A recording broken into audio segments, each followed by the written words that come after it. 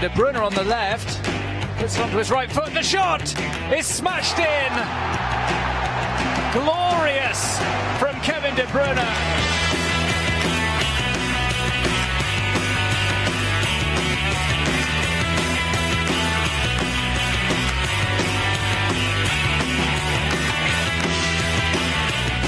Away from him, but Silva gets it back. Look to the right where Sanya's cross comes in, and it's side-footed home by Raheem Sterling.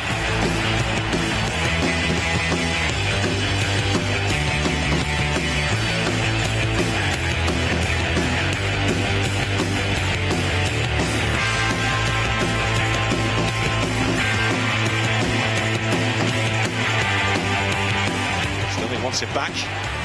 So took it away from him. There's Kevin De Bruyne. What's in his mind here? De Bruyne's cross. Well, that's it closing in. Well, he doesn't score that often these days for Manchester City, and just look what it means to him.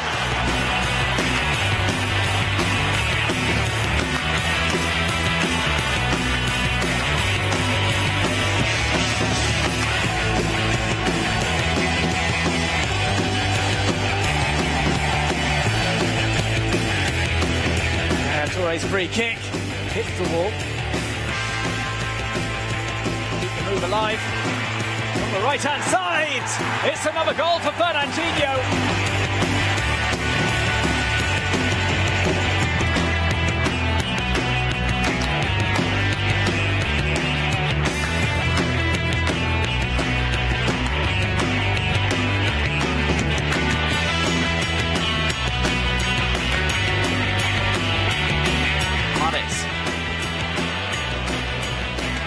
Gets an early ball in, and it's an early goal for Manchester City. Inside the opening minute, David Silva gets on the end of a pinpoint cross from Kevin De Bruyne.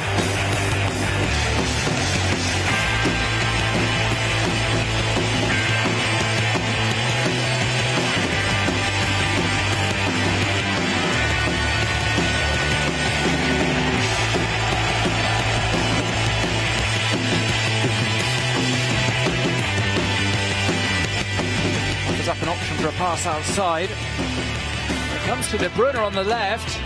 Puts it onto his right foot. The shot is smashed in. Glorious from Kevin De Bruyne.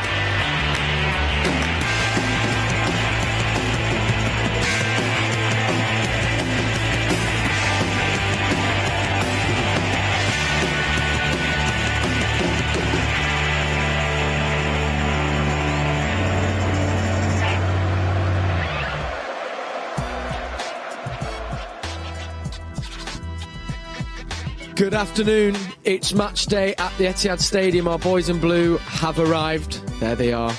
And they're about to take on Watford, all but hoping to secure 3 points. And the omens are good for this one because they have won their last 14 meetings with Watford in all competitions and could break yet another record. If they win today, they'll be the first English League side in history to win 15 consecutive times against the same opponent. But of course, standing in their way is a team managed by that man, one of the most experienced managers in the game, Roy Hodgson's Watford, standing our way of those 3 points, of course, which are going to be crucial in this title race and making sure we stay top of the Premier League.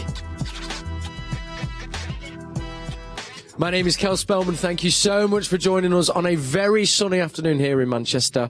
And joining me in the studio, two absolute legends. What a duo, Michael Brown and Paul Dickov. We'll be hearing from them very, very soon. Not before, though, we've got our ducks in order and brought you our starting 11 as chosen by Pep Guardiola. First place to hear it is right here, and I can bring it you now. It looks like this. In goal, it begins with Ederson, Cancelo, Diaz, Laporte, Zinchenko, Rodri, Fernandinho, KDB, Grealish, Sterling and Jesus. You'll have to forgive us, there's no picture there. We'll bring you up in just a second. On the bench, Zach Stefan, Nathan Ake, Ilkay Gundogan, Silva, Mahrez, Foden, Egan Riley and Bete and Palmer. I'll read you that starting 11 again. Ederson starts in goal. Cancelo at right back. Diaz, Laporte, centre-half. Zinchenko at left-back. Rodri is holding alongside Fernandinho. KDB in front of them, and a forward three of Jack Grealish, Raheem Sterling and Gabriel Jesus. So, some changes there to be expected, of course, seeing as we only played 3-4 days ago. Michael Brown, what was the big standout for you in that starting 11? I think you've got to look at it and you say Fernandinho coming in, having the two holding midfield players. I think at full-back decisions you could see ultimately there was going to make those decisions, Nathan Ake, Kyle Walker, John Stones, etc. From there on, I think there's always a couple of tweaks you can have, whether it be Jack Grealish, Gabriel Jesus. I mean, the list goes on, doesn't it? Great to see Ruben Diaz getting that start, getting some more momentum. Obviously came on in the week against Brighton. But yeah, notably the extra holding midfield player, how that's going to pan out. What do you think the thinking is behind that, Paul? Because you'd think, you know, Watford and Roy has said we're going to try and basically just kind of sit back and hit them on the counter. To have two holding midfielders seems kind of counterproductive to trying to break that down. It isn't. Look, I'm not sure what Brownie thinks, but I can't see Rodri and Fernandinho both sitting at the same time. You know, I think one of them will probably push on a little bit, possibly Rodri alongside Kevin De Bruyne a bit further forward, because, you know, very, very rarely do we see Pep using two holding midfielders, especially, I guess, no disrespect to a Watford team that's in the relegation zone. You know, I'm pretty sure we'll go all out attack again.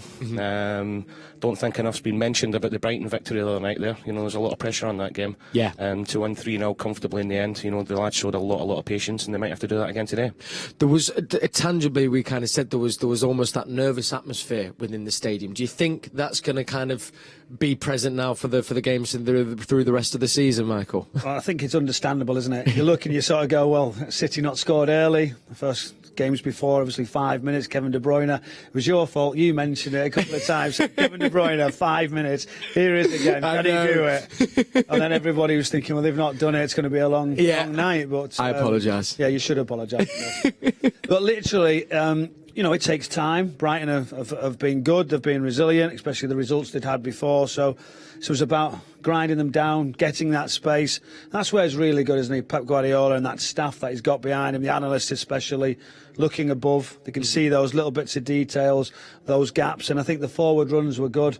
Kevin De Bruyne getting that little bit of space and running with pace and tempo. And then from then on, I felt it was quite comfortable. And it was a masterstroke at half-time as well. You know, it's not really spoke about the first half. It was Bernardo Silva that was playing as a false nine with Kevin De Bruyne a lot deeper. Yeah. You know, second half they switched that around, and it caused Brighton a lot more problems. You know, with Kevin's movement, he was dropping deep, he was running them behind at the same time as well. So and started stretching them. But for me today, I think it will be a little bit more relaxed. As in the atmosphere, you know, it was edgy the other night there, but I think that's because Liverpool had obviously played before us and won. We're playing before Liverpool today. Yeah. You know, we get that 3 points, it puts the pressure right back on them again tomorrow. It really, really does. And speaking of a man who used to play for them, but thankfully he plays for us now, is Raheem Sterling. He's back in the starting 11, and I can tell you he loves scoring against the Hornets. It's actually the team he's scored most against. There's no player that scored more goals against Watford in more competitions. He's scored 10 times in his last 6 games against them. Great team in the starting 11, and I guess he'll be hoping to kind of, you know, he's been a bit in and out over the last few weeks, but actually, you know, maybe a run of good form we'll see, maybe push to be in that starting 11 in the Champions League possibly. I think I've seen a big improvement of sort of the last month or so, 6 weeks, regarding a little bit more relaxed, playing better than we all knew he could, getting in some good positions. His finishing looks a little bit more relaxed, and obviously a few goals as well. So everybody's got something to play for. You've got Real Madrid coming up, semi-final of the Champions League. I mean, it doesn't get any better, does it? So the choice that Pep Guardiola has is difficult. You can only make several changes. And Raheem Sterling will be thinking, well, is this my day? Can I force my way into the team? It's sometimes difficult psychologically as well. Do you know, when you haven't played, you're looking and think, well, I'm only playing today because they're saving somebody else for the Champions League. Yeah. That's difficult to actually get that out of your mindset, but you have to go and do everything possible because you don't know what's coming next. There's two ways to look at it. There's that way, I'm only playing today because I'm not going to be playing Tuesday. But regardless of what the case is, you're playing today, so you want to put in a performance to show Pep that you want to be in that team on the Tuesday. Yeah. You know, go out there, score goals, create, and almost make it difficult for Pep to leave him out in the Champions League game. But like these guys always do, they won't be looking at Tuesday at the minute. They know this is a massive game, so they'll want to get this one out the way. They'll want to get 3 points, and then they can concentrate on Tuesday after that. I have wondered, because sometimes, and I think what's important to stress here is what Pep, I think, has made very apparent is the cohesiveness nature of the squad. There is kind of no first or second 11. You're fighting on all fronts. You need all your players. But if you are conscious, maybe you're not quite used in those big games, Brownie, how do you then combat that? Is it you have to kind of really, is that where the sports psychology comes into it, and you have to find a better mentality? I think that's ultimately the club you're at. Yeah. Obviously fighting for league titles, every trophy, Champions League, later stages. You accept that the squad's going to be the key. You're not always going to be that starter you want to be. And I think if you accept it, I think you're almost giving up. So you've got to keep fighting. You've got to show that it hurts, but then you've got to do the right things for the team, your teammates. I mean, it was a little bit harder. We didn't really accept it that well, did we? But at this level, you realise that the squad's the most important thing. And I think that's what Pep Guardiola was stressing. Good people, the recruitment had to be right regards to the personnel that you bring in who can accept that. And I think it's getting more normal for these players when they don't start week in, week out. Yeah. Do you ever recall a time through your playing career where kind of it did feel like that and you just had to bide your time? Yeah, all the way through your career, even if you're in the team. You had to make sure that you perform to your maximum because you wanted to stay in the team the next week. And if you're not in the team, you've got to show. I think it's slightly different now, like that, as Brownie said there. I think whatever player, when players walk in this door, when we sign them, they know that there's a squad rotation. They know that there's 20, 25 world-class players in there, and they're not going to play every week. So that they accept it, but they won't be happy about it. But as I said, when the lads that are out there today, the lads that played against Brighton midweek, and the ones that will play against Madrid on Tuesday, they've got to perform to their maximum to stay in the team. Dickie, can you see some of the choice that's developing towards Real Madrid? Is there any players? For me, I'm going Ilkay Gundogan, Phil Foden. Bernardo Silva. Yeah. Is there something? Will Riyad Mahrez get that opportunity as well? Because I think, with the tempo, Pep Guardiola will want some fresh faces, but and I think especially we see them starting, especially with Bernardo, Phil, and Riyad. They've started more often than not this season. Yeah. So maybe this is a great time to give them a little bit of a rest. And Riyad's form in the Champions League has been absolutely outstanding. Yeah. But whatever. Look, you put Riyad, Phil, Bernardo, Gundogan into that team, and take the players out and vice versa, it's still strong. Yeah. And it's still a top team. But I think Pep maybe I think especially Bernardo Silva, his running stats are phenomenal. Great finish there from the other night there. He might benefit from having a little bit of rest just because of the amount of energy that he puts into every single game. Yeah, and how key is that energy when, not just in these games, but for the end of the season now, especially for the way City want to play, Michael? I think you look and the opposition that you're playing, they're comfortable on the ball, they can all take the ball.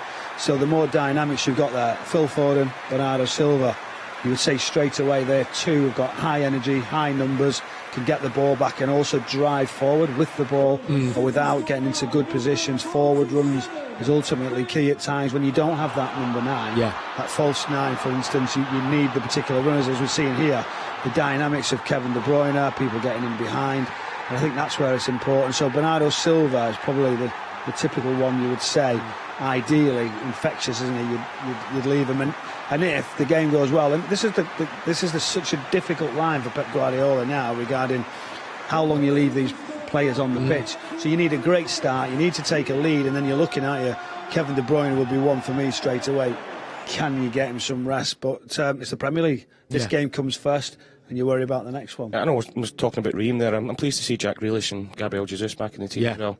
I think Gabby recently has not got the credit he deserves. I think he's been one of our best players, especially the Liverpool game here. I thought he was outstanding playing that right-hand side. And Jack got his goal at Wembley last week, so he would have been disappointed not to get in the pitch during the week at all because, he's got his goal. He wants to get a bit of momentum going again.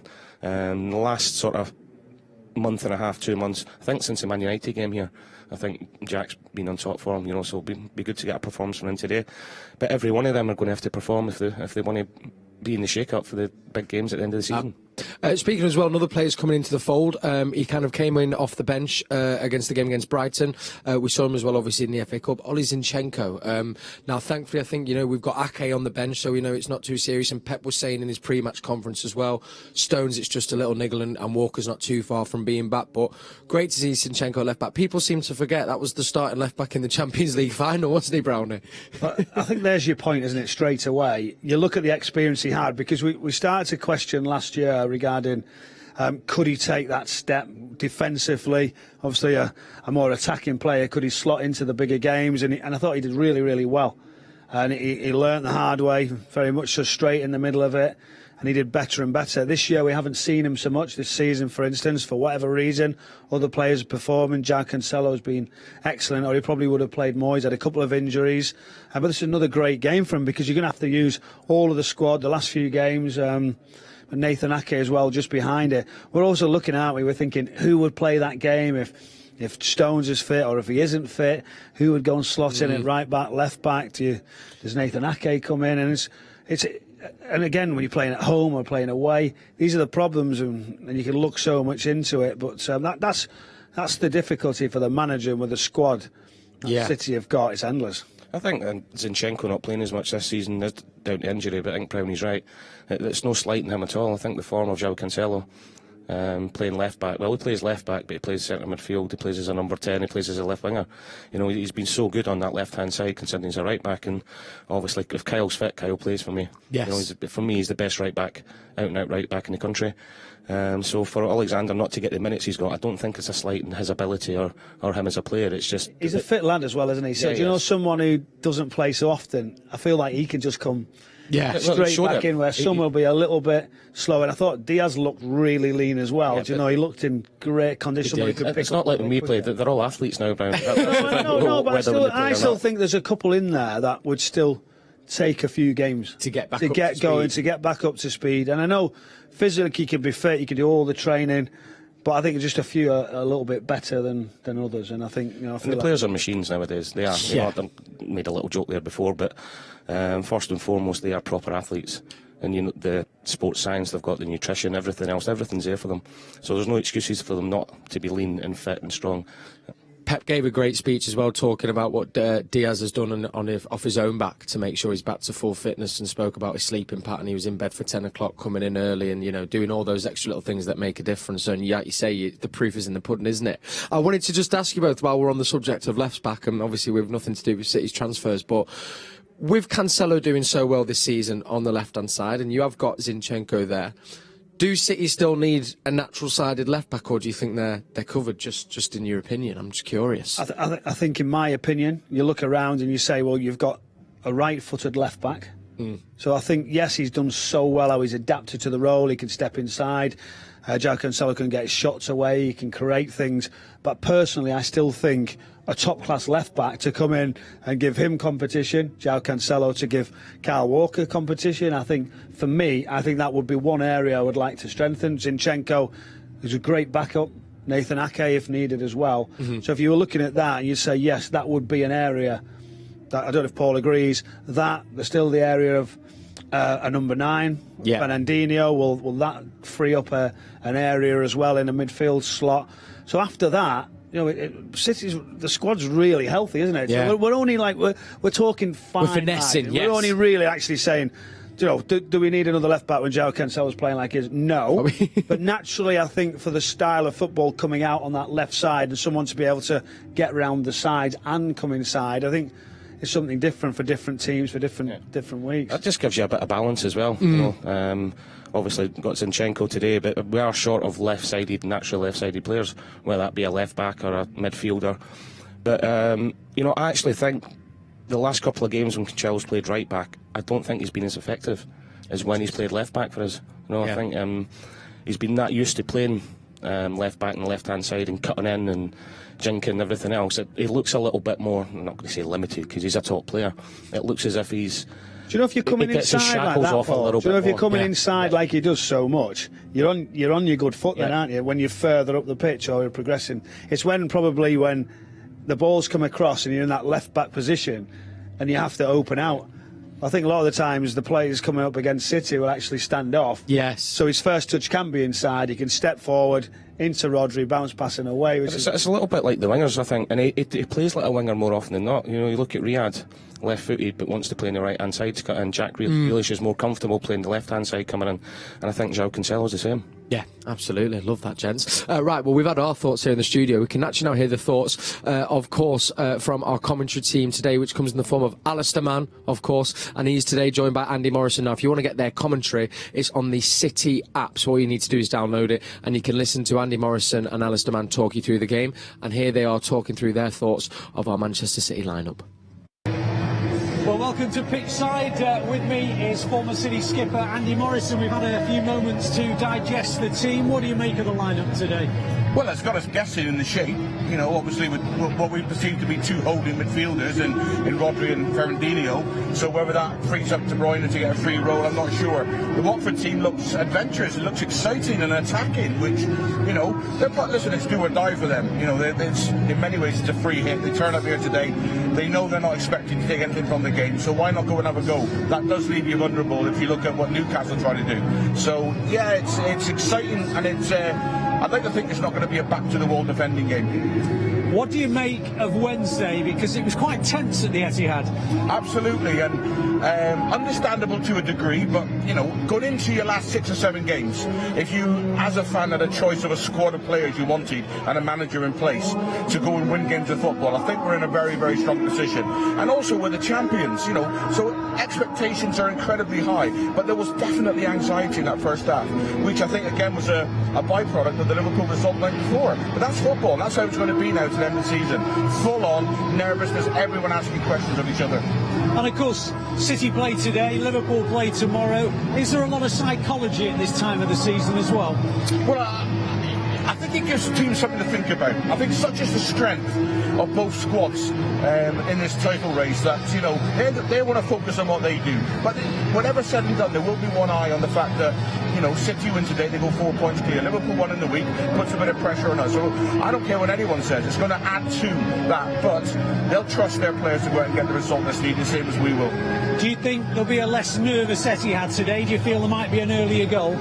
There'll be a nervous Etihad if it gets to 60 minutes and it's 0-0. That's football, you know, and if we can get that early goal which calms that nerves, and listen, we've got to trust the process. We've seen it so many times when teams have come here, whether they want to sit in, whether they want a mid-block, whatever formation they go with, we have to be patient and believe that the squad's good enough to find the solution to the problems that they present for us. And I've got...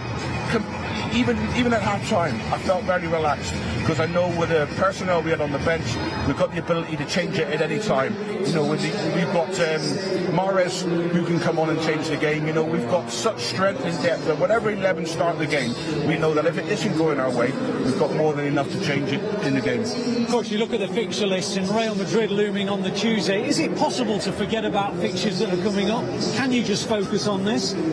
Without speaking to the manager, I don't think any of us are privy to that. You know, I'd like to think that it is one game at a time, but, you know, such is the impact of that Champions League game on Tuesday, that will he be thinking, I'd like to think no, because everything has to be here.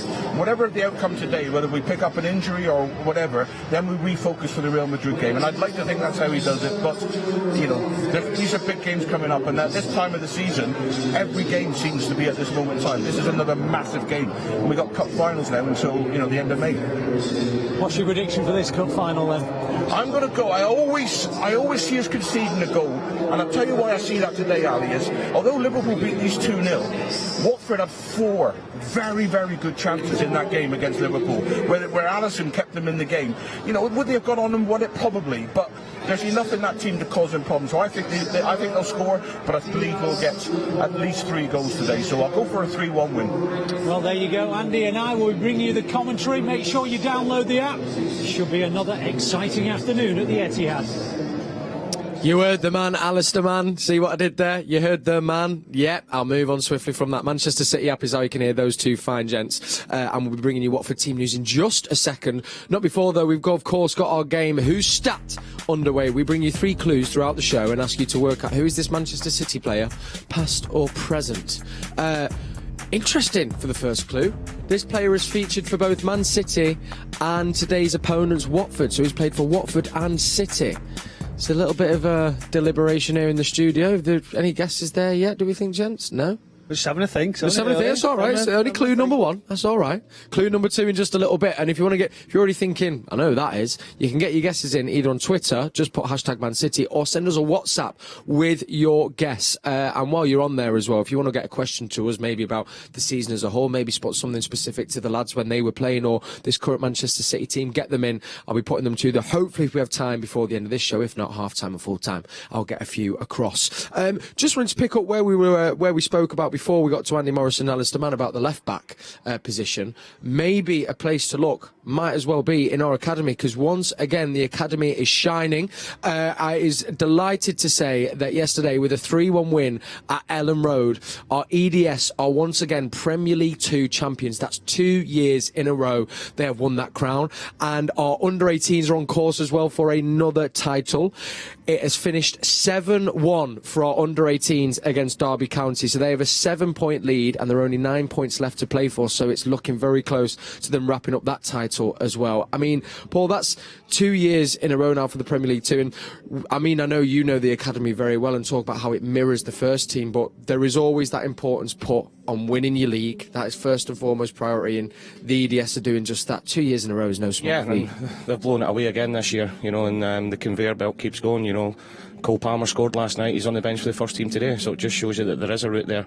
Obviously, Mbete, Egan Riley, Phil Foden, still all academy products, and that group at 18s and then to the 23s, there's some really, really talented boys there. The club's got it right in how they do things, the philosophy of it, and I keep going back to Phil Foden.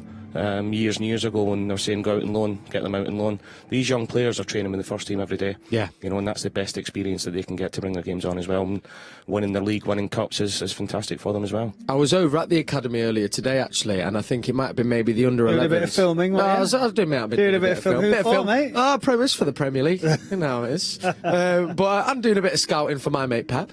But I think they were at the under-11s, and it's funny because the ball went out for a kick, keeper got his goal kick straight away. 2 centre-halves either side of them. And then the passage of play they did, honestly, when you get to see it, mirrors what those boys down there do. That is that just the coaching, or does that come also from higher up as well, Brownie or Paul? I think when you look at them, I've had a lot of time as well spending it with my boy going up against. He's at Burnley going up against Manchester City's under-12s, for instance. Yeah. Great group and how they play. They seem to develop an understanding already of being professional, knowing how the game is, and then on top of that, desire, the talent, and the know-how to play the Manchester City way. Yeah. It's incredible how they take the ball, how they cover for each other, natural ability. You've got flair players further up the pitch, and obviously a scouting network looking to get the best in all of Europe, continuing to even though they've got good groups, they're still. I was stood there actually, and they were saying, "Well, who's this? Who's that? How can we go and get him? Can we go and recruit to be even better?" And that's it. Under 12s, Paul. It's just like, and it does, but it comes starts at under 6s. Yeah, and it comes from the top. Yeah, that's a philosophy, and it's great to see. I've been fortunate enough to travel around the clubs in the City Football Group, and you go and watch Melbourne City. They'll play the exact same way as the first. Wow. All right, they might not have the talent. Mumbai City, Yokohama, New York City. You go out and you see all these teams that have just won their own leagues as well. Yeah. And they play the exact same way as the first team does here, and their academies do as well. So that philosophy runs right through the City Football Group, not just here at the CFA and the Etihad. It's in our DNA. Well, listen, it's beautiful to see, and a massive congratulations to our EDS, and we are very close for our under-18s as well. It really is a golden age for our academy. Right, today's opponents are Watford, and their team looks like this. There we go. Foster starts in goal. Then we've got Ngakia, Lauser, King, Tom Cleverley, Kamara, Sissoko captains his Watford side, Samir, Sarr, Dennis and Kabasele. Over on the bench for Watford, they've got Bachmann, Troost Ekong, Pedro, Messina, Sema, Nkolo, Cathcart, Gosling and Kayembe. Now, Andy Morrison alluded there to, Paul, that is actually for him a little bit surprised that more attacking than he thought Watford were going to be. Do you think that's kind of what they're going to come do, or will that be more for the counter, possibly? I think it'll be for the counter. Roy Hodgson's team, we all know, fantastic manager. you know, still managing at 75 is incredible. You know, I was fortunate enough when done a little bit of management. I dipped my toe in management myself. I spent a lot of time with Roy and watching his teams and how they set up and everything else. And I would be very surprised if they're not 4-5-1, 4-4-2 or 4-4-1-1 and sit deep and looked at in the break. But you know, players like King, Dennis, Sarr, all get pace, all talented going forward, so we'll have to be aware of that. But I don't think it'll be any different, Brownie, than a lot of the teams that come to the Etihad and have to set up. I think the only difference as well is if it is a back four, you know, normally I think that suits Manchester City. That back five at the moment where you have that build-up, that play where you break teams down, the five's a little bit more difficult. But of all people who can play a four, it'd be Roy Hodgson. How he sets up, how he has the understanding, as you said, a possible 4-5-1, great determination. And all he does day in, day out is actually drill to his teams. Like, it's not like just small-sided games and fun. It's actually a difficult place, you know, a difficult mentally person to play for, because you have to play in that sort of rigid role and understand every single little bit of distances, closing down the gaps. Don't leave any little space for people to get through. But what he's got at the top of the pitch is, once he's done that, he's got some pace, he's got a little bit of power.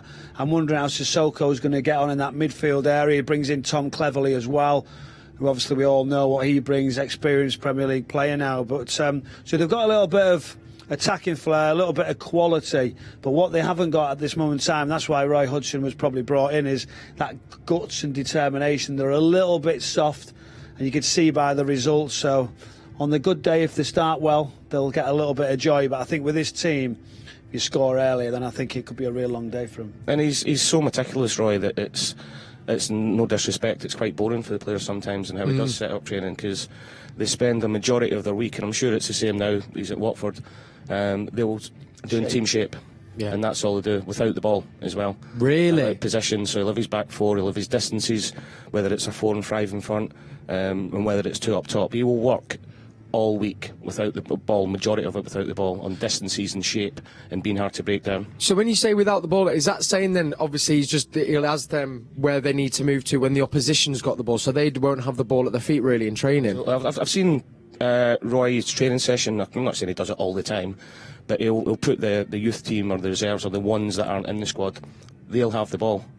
And the team that's going to be starting will be without the ball, just shuffling around all the time and being very, very hard to break down. And every player will know their job. That's the difference. They have to know the job. Yeah. Or they don't play, because that's how his system, it falls down if he doesn't get that. But I think we can't underestimate them, that they will try and play. They will get possession. We've seen in the last game, the more possession. But ultimately, there's just something wrong there at this level. He's finding it tough to actually change. But it's a great omen for Pep Guardiola. I think he's played at Watford 10 times, 1 all 10, 42 goals. So long may that continue. So difficult times for Watford ahead, hopefully. And looking, you know, we've seen their starting 11, as you say, if they play with that shape, then what is City's best way of getting in behind and kind of actually penetrating that well-drilled, strong team formation? I think you look and you sort of say the wider areas. Yeah. So generally, if you had, for instance, a Riyad Mahrez, you're saying, well, can I have a 1v1 quickly, a Phil Foden with a bit more pace? When you look at a Jack Grealish, you're sort of saying it's a bit more craft, a little bit more understanding, like we'll come inside. Where will he play today? Yeah. Do you know, at what point Raheem Sterling, Gabriel Jesus can play wide now and obviously be more dynamic, really good in one-on-one situations. But really, if you've got Fernandinho and you've got Rodri, that allows Kevin De Bruyne to literally go all the way. Yeah. It almost be a second striker if they want to do that.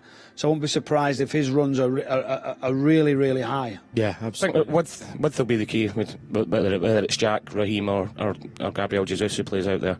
Because when you play against Roy Hodgson's team, you have to move the back four around. Yeah. You know, and stay as wide as you possibly can. And it wouldn't surprise me if our wide players are out in the touchline, Brownie. Do you think with the extra midfielder, Paul, he might say to the fullbacks, which we haven't seen because he's been worried about counter-attacking Pep, so much, and that's why defensive record's so good. Well, with Cancelo and Zinchenko, will he maybe say, go on, you can go all the way? I think that they want to do that anyway, but I think our wide players will be right out in the touchline and ask questions of their fullbacks. If the fullbacks is going to come out, it's going to leave the space for KDB to make that run in behind, in between the fullback and the centre half. If they stay in tight, it's a dangerous game because they're going to be getting left 1-on-1 or 2-on-1 with the fullbacks coming up and getting at them as well. Fascinating. It's fascinating, isn't it? Right. We, of course, love hearing from you, not just through our WhatsApp, not just through Twitter, but from you guys who are lucky enough to be here at the stadium. Remember, this is your show. So we've had Stephen McInerney outside the stadium gathering your thoughts ahead of our game against Watford. It's quite a big game, given the title race at the moment, of course. You've got to win every game, it feels that way. We certainly do. Are you feeling confident about the game? Do you think we'll get a result? No nerves at all. Absolutely none. Absolutely flawless. I think it's going to be... I'm hoping to see goals today. I'm hoping to see goals, so plenty of goals at that. We've got a very good record against Watford, so as a City fan, I start to get a bit anxious when things seem too good. Somebody just said we haven't lost for 14 games. You always feel a bit, well... Are you expecting more of the same today? Yeah, I think so. 3 or 4-0, I think. 3 or 4-0, do you reckon? And any key players for you? Just depends who he plays today with the Champions League game on Wednesday. So I'm wondering whether Bruyne might start or not today. And what do you think is going to be the key today for Man City? I think just patience, really, and just waiting, just keeping it for the key moment and just taking it then when the opportunity comes, you know? Well, you can't look past Bruyne much, can you? I mean, the way he's been playing, he's single-handedly sort of forcing us on every time we play. What is it about Kevin De Bruyne that comes alive at this time of the season? Because he does come alive, doesn't he? Yeah, he's just not fazed by it at all, is he? He's just a big game player, and every game now is a big game, so he's the closest thing I think we've got to Yaya Toure, sort of driving from midfield all the time, just taking the game to the opposition. A little bit nervous because Roy Hodgson said he's going to park the bus, so which is going to be fun. He wants to make it difficult, but I think we'll beat him. Come up from north of Scotland, next Saturday. Have you come down today as well? Yesterday, last. That's a long drive for today, mate. Yeah, no, 400 miles. 400 miles. Yeah. You're going to see a City win today as well. Yeah, hopefully. Let's try towards Watford. Let's hope for a high-scoring game. I mean, we have got a good history, of course. We've got an 8-0, a 6-0 in the final recently. Exactly. Are you expecting something similar today? I was hoping for home 3-0 plus maybe 4-0. I'd hope for. Oh, hello, little 4-0 shout. Okay, all right, I like that. Confident. We'll be getting our predictions in just a little bit. And thank you to Stephen as well. It's so brilliant getting to hear all you different voices outside the ground. And it's filling up nicely here in the Etihad Stadium. If you've just tuned in, welcome along to Matchday Live. Michael Brown and Paul Dickov in the studio. We're going to get into our second clue of who's stat. Remember, we give you 3 clues to work out a City player, past or present. So clue number 1, in case you missed it, this player is featured for both Man City and today's opponents, which is Watford. Clue number 2, this player is in the top 10 for most appearances ever in the Hello? I think I've got it. Is the second clue solidified that for you, Michael, do you think? Possibly, right, okay. We'll be getting Michael's guess in just a second. Remember, you can get your guesses in on Twitter. Just use our hashtag Man City or drop us a WhatsApp. And while you're doing that, send in your questions as well. There's that all-important number just below there. Okay, now let's talk about, of course, Hall of Fame. There was some big news this week that going into the Hall of Fame were 2 ex-City legends. There is already a statue of one of them outside the stadium, and a statue of the other is imminent. Vincent Kompany and Sergio Aguero have joined that prestigious Hall of Fame. Thoroughly deserved, of course. Brownie, I'll begin with you. Sergio Aguero, the greatest Premier League striker of all time, do you think? Well, just look at his record. I mean, you can't understand why he's not in there from the very first time they actually talk about Hall of Fame.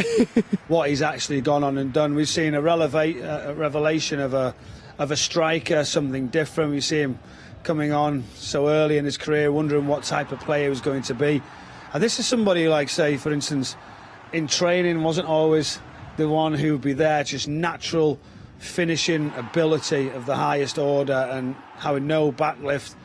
I was fortunate enough to play with Jermaine Defoe when they talk about top finishers, being able to finish in any sort of area.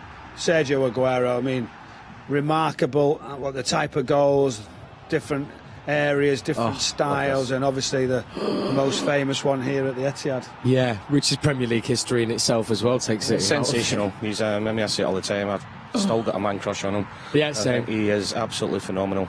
All sorts of goals, right foot, left foot, inside the box, outside the box, headers, and the amount of headers he's got for somebody that was only 5'8", 5'9".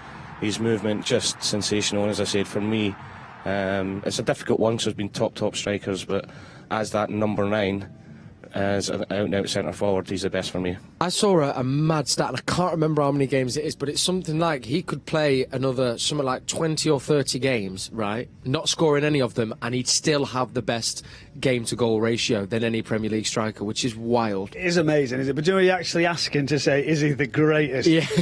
I mean, it's so fun. Paul's gone for it. I'm impressed you've gone, yes. I'm going to have to sit, like, he's right up there, isn't he? But I just... He's closely folled by Paul Dickov. You've got Henry, you've got Paul Dickov, you've got... no, but they were different Just lowered the tone, they were different types of strikers, they all were. But as an out-and-out number 9, in the position that he plays as Aguero, I think he's the best. Yeah. The second player to join him in the Hall of Fame as well, along with, some other big names, of course, was this man right there, Vincent Kompany. And as we know, I mean, amazingly, signed him as a CDM, if anyone remembers that. And once he got moved back into that centre-half role, Paul, he was, and Brown, he was just formidable, wasn't he? It was sensational. And the amount of setbacks he had through injury, kept coming back. He seemed to get better every time he did come back. And I just think it's so fit in his last ever game at the Etihad, his last ever goal to win his league. That goal there against Leicester was just absolutely sensational. And you seen when he walked off the pitch that he'd made up his mind that night that what was going to happen. Yeah. And it was emotional for him, but not just a leader on the pitch, leader off the pitch. Fantastic guy, but an absolute warrior and winner at the same time as well. He's still obviously now, he's on with his journey now, isn't he? But in regards to what he'd done and that desire. And I think we talk about the team, don't we? Do you know about not playing? And I think he still held it together, even though he had those injuries. Yeah. He still was the driving force, the organisation for all the players in behind it. So he's very much for the team. And I just remember just doing the commentary the night of the goal, Leicester City. I mean, it was actually breathtaking. Oh, I mean... it was just fitting when he hadn't played. Was he looking, would he play again so much? He'd had those injuries. Could he still do it? And so it sort of end like that. Yeah. I mean, if you've ever had a dream and you said, right, well, how does it end? It's just... It was sensational. Yeah, I mean, the Aguero goal is obviously, I mean, that's in a different league of its own. But if you take that with, that kind of is a close second. That goal won us the league. I know it. We were neck and neck, weren't we? Yeah, neck and neck. And Leicester, that game, Leicester didn't. They were comfortable. Yeah. Do you think that's the same, though, Paul? Do you think, is it just behind Aguero's because the Aguero one was obviously to win the league at first, It's the most iconic goal in Premier League history, Sergio's. But as in Manchester City's recent history, Vincent's isn't far behind it. Yeah. And I think people forget, all right, we went on and won the league, but we only won it by 1 point. Yeah. And that goal was the difference that season. And it was just fitting in his last season that I believe he scored the goal that won us the league. I agree, couldn't agree more. And I remember him saying as well, actually, he always had a feeling for those games. If there ever came a moment, everyone was saying, don't shoot, weren't they? All the players. It's brilliant when you listen to the interviews and they're all saying, no, don't. Vinny, don't shoot. Anyway. That should be on his statue, actually, shouldn't it? Vinny, don't. Vinny, don't. Now, of course, as we know, this year we are celebrating a very special anniversary. Speaking of that goal, it's 10 years since that goal. Don't forget, Manchester City are putting on a very special event around that in a few weeks' time, so keep your eyes and ears peeled. But we're also bringing you a very special 93-20 documentary. We can show an exclusive clip from it now, and this involves a man who I'm so happy he came back, because I think we wouldn't have won the league without him, Mr. Carlos Tevez. We knew we had to win every game to have any chance of winning the league. Carlos had come back, that lifted everyone. We knew that we'd missed him all season. The quality he's got, he's fantastic to play with. So to the teams then, the night that Carlos Tevez is fully welcomed back into the fold. He makes his first start since September after his very public fallout with the club. He said he would never play for them again. If one player earns a lot of money, play for Manchester City in a Champions League, he has this behavior, for me, he can play. Never. You can never play? No. When he eventually came back, and it was hard, we had to kind of broker those conversations between Roberto and Carlos, because it was a bit of an uneasy truce. But I remember sitting with Carlos in my office, and I genuinely saw somebody that I think felt he'd made a huge mistake. There's Carlos Tevez. Carlos Tevez being hunted down by Yusuf Mulumbu. Nasri. It's Aguero. It's pulled back. It's Carlos Tevez! Welcome back to Manchester. His first step on the road to redemption. Obviously, Carlos was a special player. You know, whenever he was with us, the team was just better. And a player like him, he was one of the best players in the world at the time. What Carlos was able to do is he came in as if he never left, really.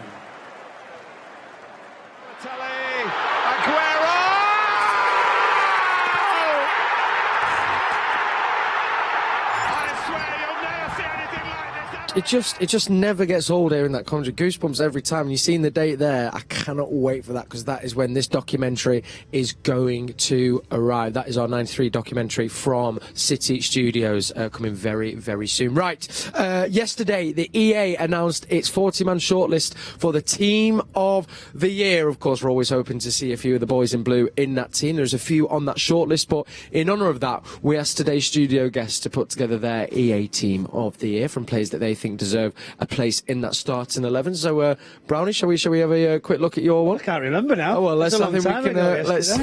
Either that, I'm going to be reading it out loud. Let's hear it. Okay, so you went for Edison in net. Your back four was. I thought it was all City then. I'm looking close. Cancelo, Diaz, Van Dijk, Walker. You've got Declan Rice and I believe Rodri holding with De Bruyne, Bernardo Silva, Foden and Salah. Nice. Declan Rice, talk me through that one. Oh, Declan Rice. I'm not sure about the shape. They've gone 4-4-2 here, but I'd probably bring Kevin De Bruyne inside and move the three around, as you can imagine. But Declan Rice, I think he's one I've watched progress. A lot of talking about where he can go. Maybe in the summer, will he be one that teams want to watch? I thought he was excellent in the Euros. I thought that really defined him, and he's been getting stronger and stronger for England. And then you've watched him with West Ham, how their side have gone on and progressed. And I think he's really good as this holding midfield player where he can fill the gaps. He's great on the ball. But I've been really impressed with him as well when West Ham are at 0-0 or 1-0 down, how he then starts to drive forward. He leaves that position. I think he's getting better and better. Real dynamic. He can create. And I think he's an all-round midfield player. I think he's really a one to watch. And I'm sure West Ham are going to do really well to keep hold of him. So I think it says a lot there as well. I think more or less, and this is what I mean. We'll come to Paul's team in a second as well. But I thought it'd be hard just to look past City or Liverpool players. That kind of, I mean, the majority are, but it says a lot that he's kind of also put himself in that pot for yourself. Yeah, for sure. He's put it in that plot. You look at different players. Mikel Antonio's done well, hasn't he, for West Ham this season? Ward-Prowse. I mean, the list goes on for people. And really, you should sort of say, well, the successes with Manchester City, with Liverpool and Chelsea will go on and win trophies, and the others should get that recognition. But it's really difficult when you actually put that team ahead and say, well, I'm not going to use any of Manchester City or Liverpool. But City, no doubt, you look at, obviously, the selections there, that's there for all to see. It's quite straightforward. Kevin De Bruyne is always in and around it. Wonderful. Bernardo Silva. Rodri's got better and better. But yeah, some other additions there that I put Riyad Mahrez as a sub. I started to sneak a load of subs in just because I felt so bad leaving people out. And it's just a tough decision. Really tough. Really tough when they see the list. And it's just a remarkable that Manchester City have so many of them. Yeah, absolutely. I mean, the team wasn't far off what I'd have gone for, Brownie. But Paul, shall we see what you've chosen? Here we go. This is Paul Dickov's team of the year. Similarly, gone for Edison in goal. A back four of Robertson, Diaz, Van Dijk and Walker. It's a 4-3-3 there. Rice holding with Bernardo Silva and De Bruyne, and then Kane, Foden and Salah. So over Brownie straight away, you've gone for Robertson over Cancelo. I had to get a Scotsman in there somewhere. You did. It was if you even asked him that. It was so the flag's there, obvious. A little bit like Brownie, I wanted to mix up a little bit. You could quite easily have had an 11 of Manchester City players in there. And fair play to Liverpool players as well. But agree with everything Brownie said about Declan Rice. I think people call him the CDM, defensive midfielder. He's an all-round box-to-box midfielder now. He drives that West Ham team on, and I just think for somebody so young, he plays with such a maturity. And he's a top player. Robertson obviously loves bombing forward, creates a lot of assists. And then Bernardo Silva, KDB speak for themselves. Of course. Had to get Phil Foden in there. I think he's been sensational, and he's just going to get better and better. Mo Salah, one of the best. It's hard not to get Mane as well, isn't it? You look and you've Harry Kane. And then another one. Harry Kane for me, since he got his little blip at the start of the season out of it, he's just been sensational. Not just as a number 9, dropping in goals, assists, the influence he's got in that Tottenham team. Yeah. But yeah, difficult to pick. The guys watching haven't seen the list. You could have picked about 4 different teams and it would still been as good and been as strong. Yeah, if you want to see the full... Who would you have picked then? Would you have picked anyone in particular? And we're asking you. No, I think, to be fair, no, those that would have been it. The toss-up would have been between the full-backs, really. I was trying to think, because you can't... It's also hard to look past, if you're honest. Trent, I think, is one of the best ball players and passers of the ball I've ever seen. I'd always think I'd have Walker, but then I think I would maybe have to counter it with their natural left-back with Robertson, maybe. But more or less, I'd have... You could do a full show, couldn't you, talking about the team from this season regarding all the picks and have a look who was on the sheet. I mean, it's remarkable when you see the list, isn't it, of what you actually got to go on and pick. We're both the Diaz in there, but I think Laporte's been absolutely outstanding this season as well. Yeah. I think John Stone's done there's not a lot. There's not a lot between the team players at all. The show would probably be, if we take Liverpool's 11 and City's 11, how do we choose who's better? Because I think, they have been just streets ahead of everyone else in the league, but it says a lot about Declan Rice, as you've said. Right, we've got, just under 10 minutes until we'll be parting ways and handing over to Alistair Mann and Andy Morrison, who have got commentary for you on the Manchester City app. But before all of that, and of course getting final thoughts from our guests, we've got a very special guest joining us at the Etihad today, and not just at the Etihad. It's an absolute pleasure to welcome him on to Match Day Live. He has been down at pitchside. You're not going to believe the name I'm about to say. It is the one and only Paulo Wanchope. I'm down here at pitchside with one of my biggest Manchester City heroes, Paulo Wanchope. Paulo, it's been nearly 20 years since you scored a very big goal at this stadium against Newcastle. What's it feel like to be back in Manchester? Yes, I'm very excited because I'm here with my family, and actually this was the corner that I celebrate against Newcastle. Yeah, obviously the club's changed quite a lot since then. Things have moved on. What's it like now as an ex-Manchester City player seeing this Manchester City side and all these world-class players? I mean, it's great. It's great to see a great manager over here and great players, and just to see how the club is going forward. The club is doing really well and is doing great. And I did have the chance to see the game against Atletico de Madrid in Madrid. So it's nice to see them going very strong in the Champions League.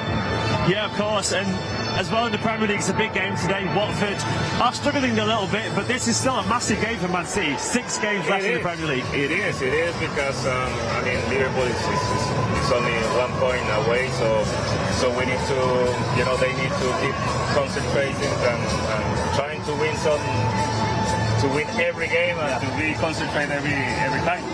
And finally, Paulo, I want to say we're playing a false 9 formation today. How many goals do you fancy you score in this Manchester City side? Well, things is easier to, when you play alongside good players, for a striker is just to be there and be ready for the pass. You get at least 30, mate, I reckon. I think I will score a few ones. Thank you so much, mate. It's been an absolute pleasure to meet you. Thank you.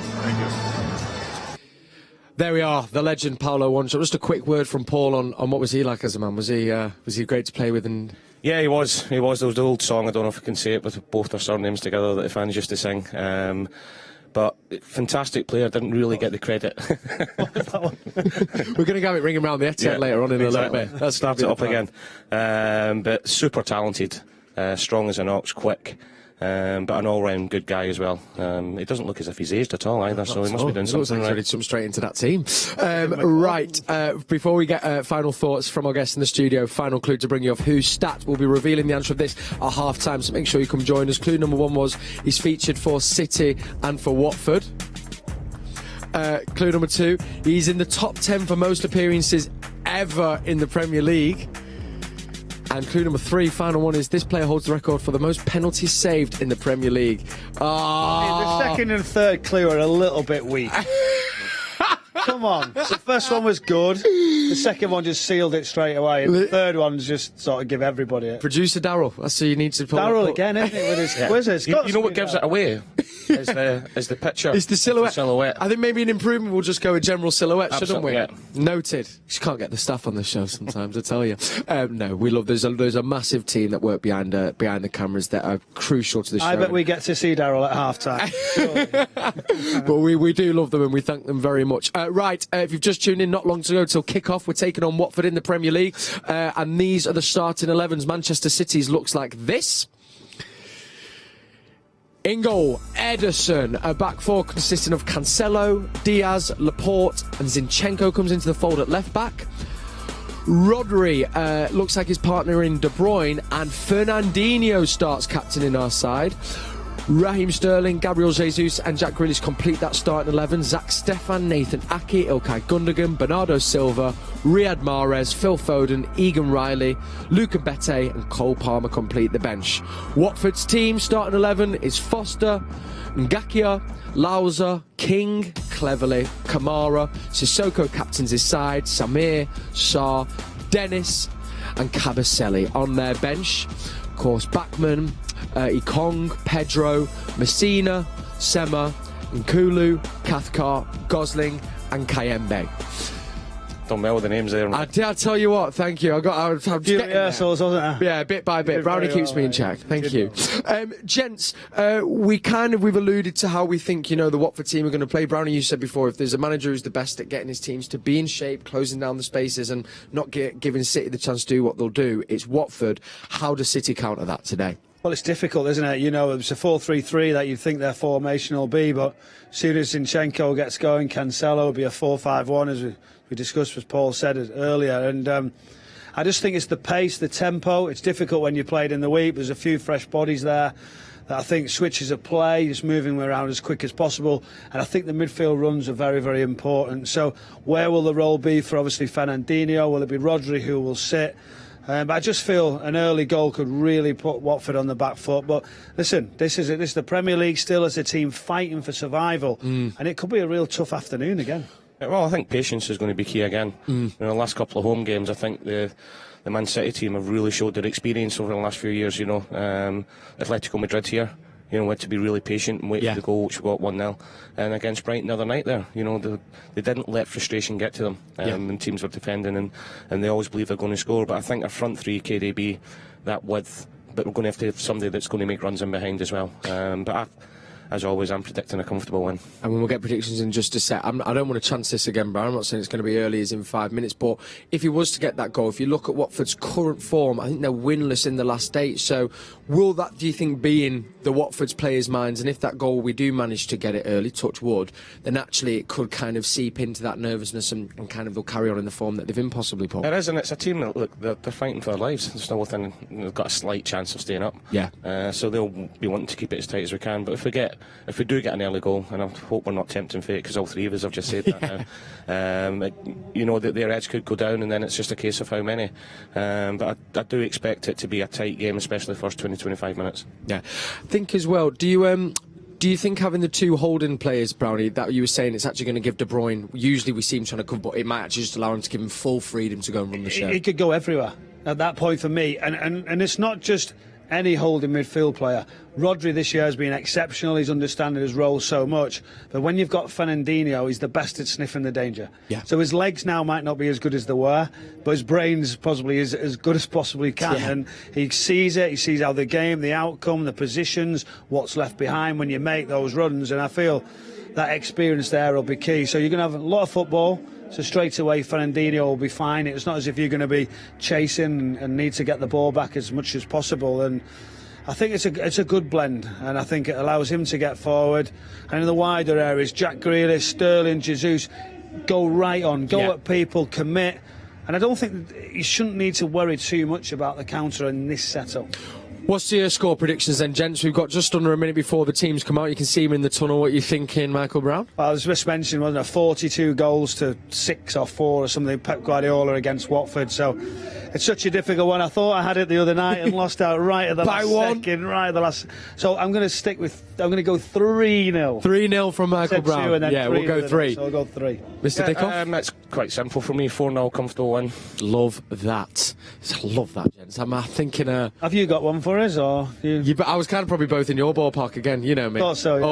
Always. Now, if you've just seen as well, Spider, quick final word from us. We played it out at the start of the show, but the boys in blue are going to be coming out in this very special design top by Puma. And why do I say it's special? Well, this is actually made from fully recycled materials, which of course is a wonderful thing and something I think we all need to be doing and looking at a little bit more. And guess what? You can get involved with it as well. It's a great initiative from Puma. You can actually donate your old kits and they will then turn them into new ones. And as we know, there is a massive problem with the fashion industry at the moment, and of course the waste that comes with that. So if we can find a way to counter it, like initiatives like these that Puma are doing, then I think it's something we should all get involved with. They look great as well. The boys are ready. So without further ado, let's hand over to Alistair Mann and Andy Morrison, who have got your commentary. Final thing from me, come on City.